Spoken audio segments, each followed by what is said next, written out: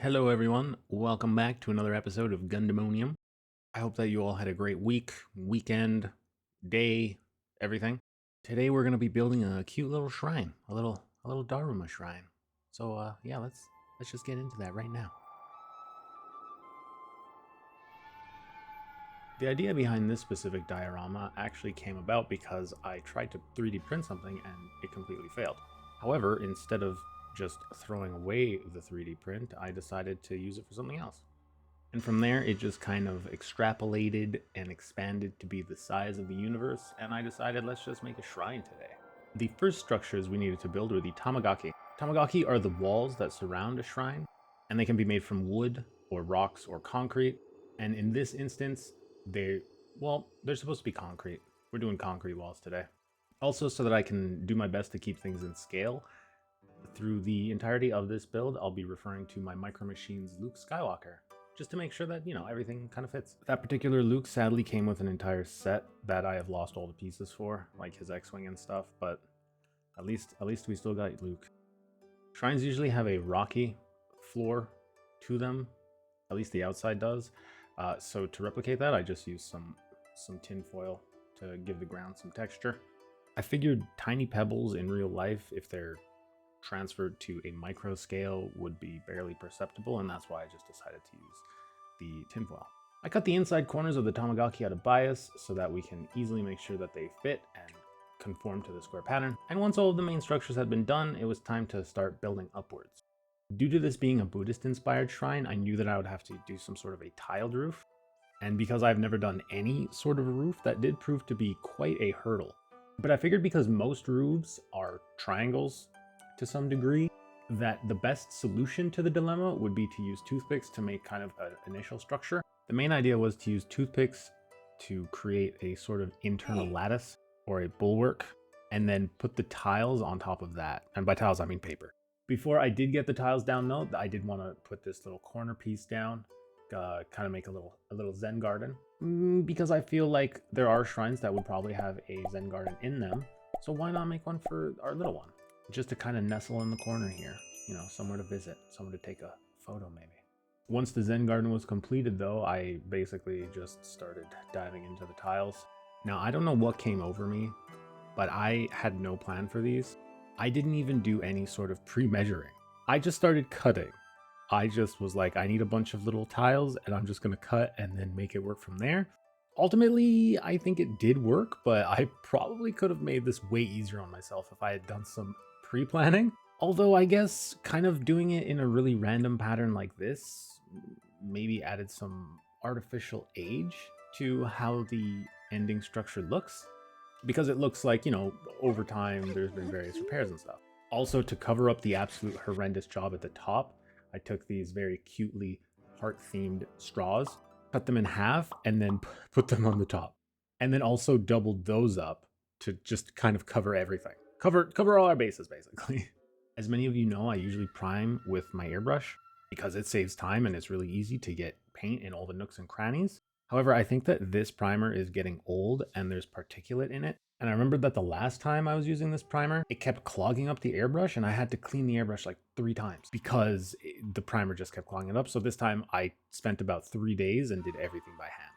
But after the priming was done, I just went in with some tan and gave everything a nice base coat of tan, and then hit the tiles up with some dark gray, more of an earthen gray, because I do feel like these tiles in real life would probably be made from clay.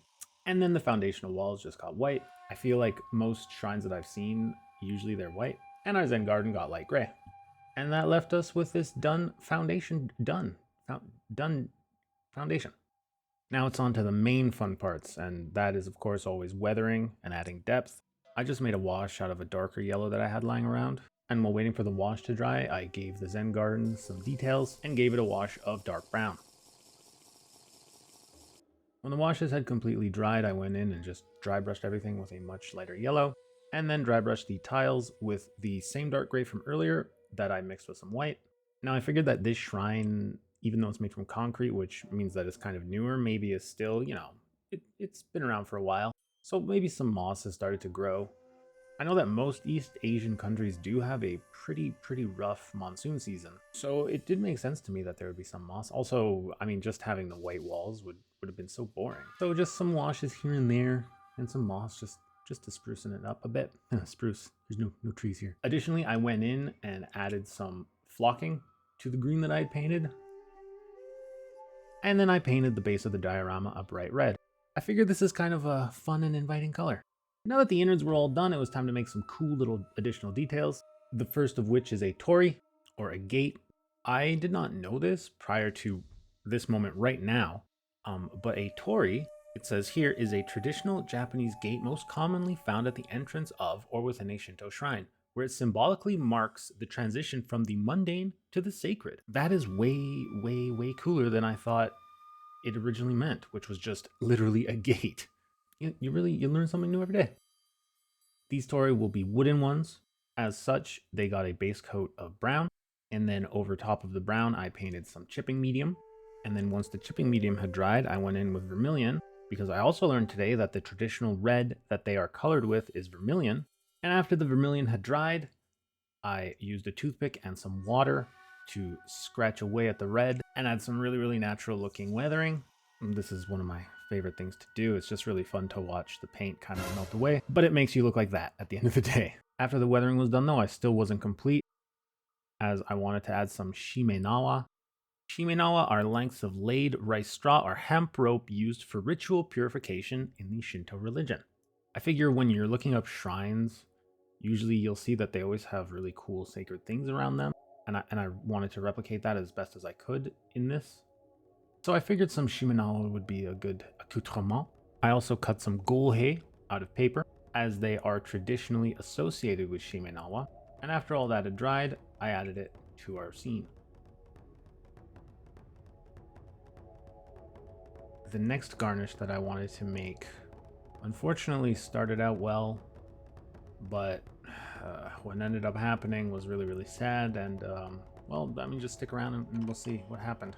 I just thought it would be really cute and cool to add some water to the scene, so I wanted to make a little kind of a little koi pond. I started by, as we can see, cutting out all these little blocks, and then to kind of seal everything in, I painted the inside with some hobby plaster. After the plaster had dried, I just primed everything black, and then actually brushed in some matte top coat as kind of an extra precaution, and then proceeded to just paint the interior. I figured that the bottom wouldn't really show, but to be realistic, we wanted it to be brown and then kind of mossy on the edges. And of course, the little cobblestones were just painted in various grays, and then dry brushed with a bit of green to add more of that mossy feeling. And I also kind of made a little stone. Now for the koi fish, initially I thought of just making them out of clay, but I felt like that wouldn't be necessary because we're not going to be able to see the bottom of the fish. So why not just kind of paint them and draw them out on some really thin cardstock. So that's actually what I did here. I painted 5 tiny little fish, gave them eyes, and some other little tiny imperceptible details, and then very carefully cut them out and then cut them to size. To give them something to kind of rest on, I cut wire and then added some PVA glue and waited till it was kind of dry and firm. And then I added the rock and the little wire that I had cut. Once the bits of wire had dried in place, I went in with super glue and just added it to the top. Oh, we got a flounder. And then glued the little fishies down to the tops of the wire. And to add some lily pads, I got the same cardstock and just punched 2 holes in it and painted those green. And at this point, everything was going fine. I actually felt really confident. I thought it all looked cool. But this is where the big mess up happened, of course, was the resin pool. I can't really, I don't know what caused this, but here we go. That's when it dried, that's what it looked like. Just a complete mess. I decided though that I was going to persevere, and I mixed up a tinier batch with even less paint. And I went in over that, made sure all the gaps were full, put down the lily pads, and then that happened. This, I have no idea what was going on, but I still wanted to make it work. Tried to fill it in with some clear Mod Podge, that failed. So I ended up just giving up and painting everything with an ink to get it like that. And then glued it down. I mean, it looks okay, but that really was super disheartening and sad. Now that the biggest failure was out of the way though, it was time to just persevere. Here's the 3D print I mentioned that had failed. I added too many supports when I was doing him, and I also didn't really focus on where the supports were, and I put way too many on the sword, and you can see them here, like they're just sticking out. So I decided to just make a little shrine out of them. So yeah, this will be what is known as the Honden, or the main kind of sacred area of a shrine. Usually it's a covered place of worship. And also in this case, I figure that the samurai is kind of the guardian of this place as well. So he got treated to some nice brass paint. It looks really gold, but it's actually brass, which I then weathered up with some verdigris that was super duper watered down. And also painted the roof of the Honden with the black gray. And then, yeah, just glued them into place. The verdigris honestly dried to just such a great matte finish. I was super happy with that. The next cool piece of filigree I wanted to make was a shintai. Shintai are physical objects worshipped at or near shrines as repositories in which spirits or kami reside. I thought adding a cool sacred kind of boulder in the form of a shintai to the little Zen garden was a good idea to, you know, just kind of make it into more of a focal point and to really add some spectacle to that little corner of the diorama. So it got treated to some of my shiminawa and some of these gohei. I actually wanted to write goguma on the gohei, but my fingers cannot write that small, so we just had to make do with this, with our little sacred stones, our little shintai. And as for shintai, it was time to get to kind of the main kind of focal point. Not really focal point, but the main subject of today's diorama. And these will be a bunch of little tiny Daruma.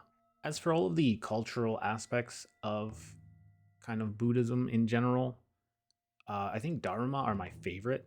I think the Daruma are really, really cute. I like how they're supposed to be used. Their main use is that you give them away as gifts to your friends and your loved ones. And initially, either one eye or none of the eyes will be filled in. And the idea is that essentially whoever receives them will have a kind of a wish or something that they want to accomplish.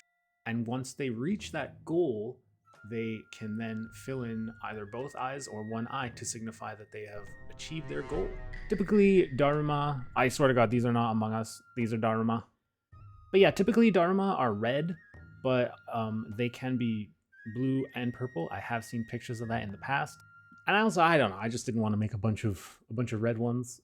So I made a blue one and some purple ones too. The idea for the Daruma shrine came about because I was like, well, samurai traditionally were protectors. I mean, to dumb it down, they were protectors. And I thought it would be really cute for this shrine to have a bunch of Daruma that look over people.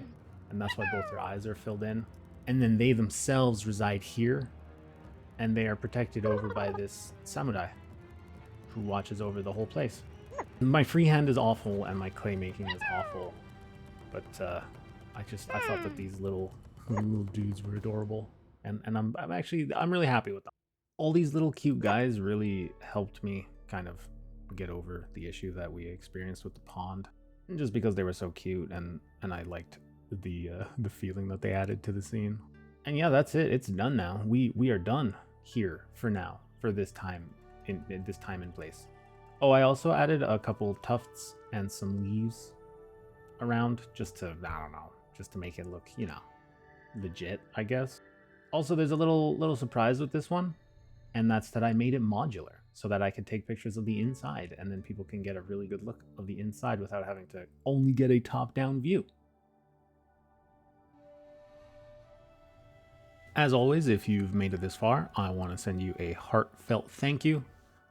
I hope that you enjoyed what we made today. I hope to see you again sometime. Feel free to comment, like, and subscribe. And enjoy the rest of your week. Goodbye.